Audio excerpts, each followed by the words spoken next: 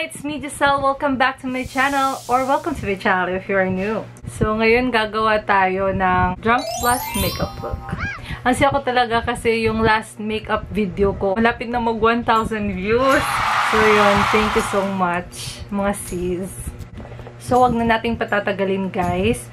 Ngayon, tapos na akong nag-moisturizer. So, let's start with foundation. Ito yung favorite foundation ko, ang BYS Creme Foundation. Ito. I'm gonna use this pink sponge. Ang laki niya, compare dito. Kasi binasa ko to ng tubig. Ito, lumaki. Yung iba kasi hindi katulad nito, nilabhan ko, pero ganito pa rin siya kaliit. Ang rami kong pimples ngayon. Magbablot lang ako.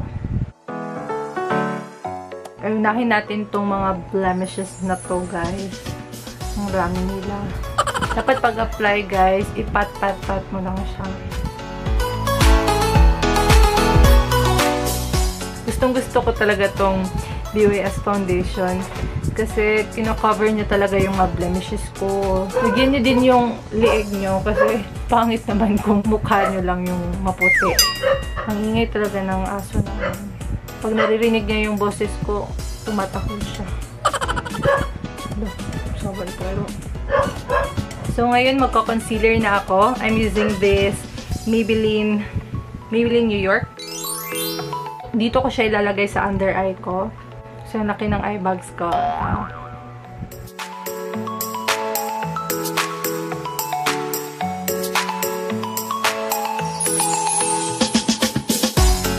So, again, mag-spot conceal din ako dito sa mga mga peklat-peklat ko sa mukha.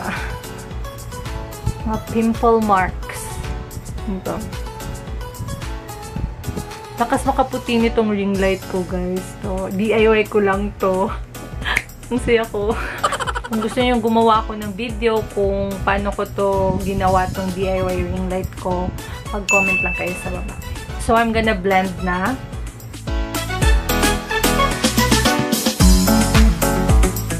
So, tapos na akong nag-concealer. Mag-eyeshadow na naman ako. And I'm gonna use this Fashion 21. Tapos, ang shade na gagamitin ko is yung parang brown na may pagka-orange. Ay, pigmented siya, guys. Ang ganda! Pangalawa ko pa lang itong lagay, pero kumukulay na, oh. Ito. So, isang shade lang yung gagamitin natin, guys, kasi natural look lang naman yung goal natin. So, tapos na tayo sa eyeshadow, guys. Mag-liquid eyeliner na tayo. I'm gonna use this Nichido liquid eyeliner. Bago ko pala itong bili, so i-try natin kung maganda ba siya.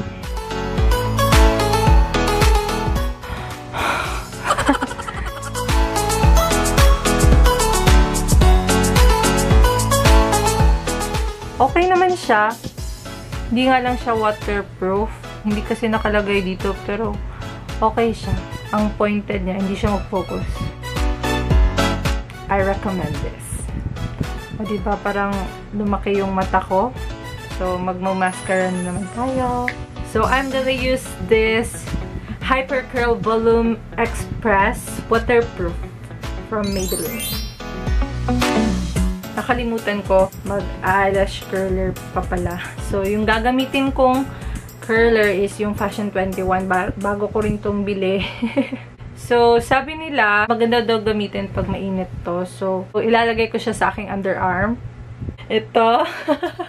Pwede din kayong gumamit ng blower, pero wala akong blower. So, ito. Ito na. 1, 2, 3, 4, 5, 6. Wala namang nangyari, ah. Isa pa. 1, 2, 3, 4, 5, 6. So, next is mascara na. Compare dito. Lakas maka-artista, te. So, yun. Natapos ko na pala yung kabila ko kanina, guys. So, let's proceed to eyebrow. So, yung gagamitin kong eyebrow is yung Shawil. May 3 shades siya. Ito. So, I'm gonna use this shade, dark brown. Medyo bushy yung eyebrows ko, guys. So, i-fill in ko na lang. So, yung mga natira nyong product, i-apply nyo dito sa dulo. May bago pala akong nabili. Simply Pretty Clear Mascara. Gusto ko to kasi lakas maka-Liza Soberano. Kaya niyang tatayuin yung mga buhok nyo sa kilay, bes.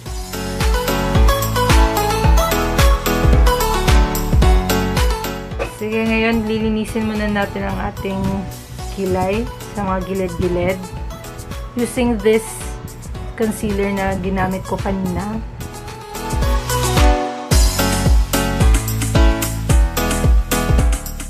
And next is yung pinaka-importante. I'm gonna use this EB Advanced Lip and Cheek Stain.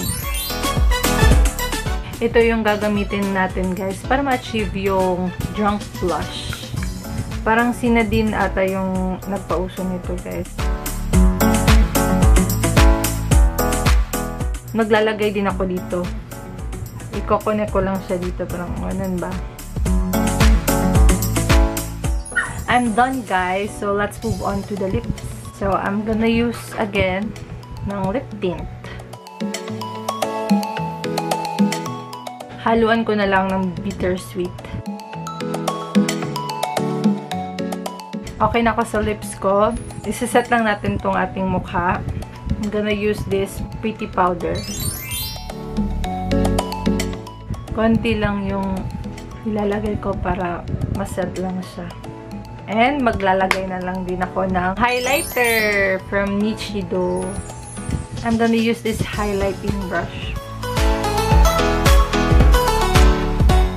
Ay, ang ganda ko talaga ngayon. Gusto ko talaga itong ring light na to. Ito, linalagay ko din dito. So, I'm done. Ayusin ko lang itong buhok ko.